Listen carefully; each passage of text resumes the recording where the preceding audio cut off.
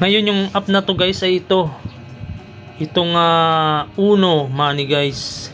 Ilalagay ko yung link sa description ng video nito para makagawa kayo ng account ninyo at makapag-register kayo.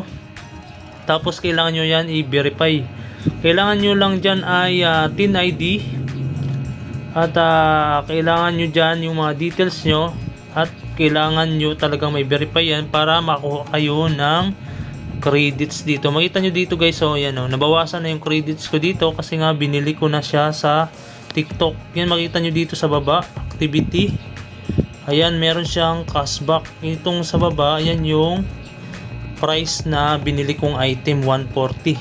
At meron siyang cashback yan sa baba rin na magkasunod.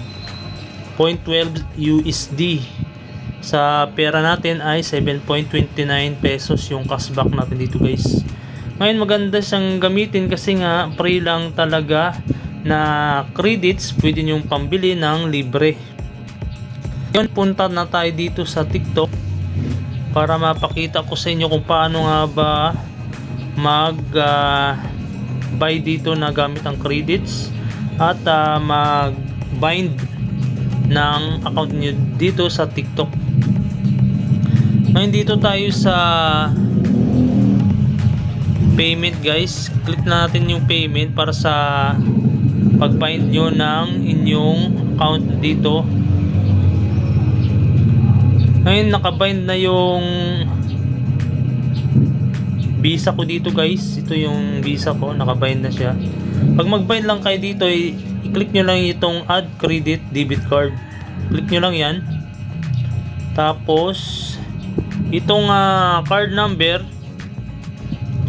ay ilagay nyo yung nandito dito sa Uno card. Ayan, i-click nyo lang yung show details ito sa parang mata yung symbol para makita nyo yung card number nyo dito tsaka yung expiry date at CVV. Ngayon i-copy nyo lahat yan at punta ka sa ngayon i-paste nyo dito pati yung card number, expiration date, CVV at saka yung pangalan nyo guys. Kailangan ay sakto dun sa card nyo sa Uno. Ngayon pag okay na, click nyo lang yung submit para mag-bind. Ngayon ay pwede na kayo ditong mamili gamit yung card niyo guys na Visa.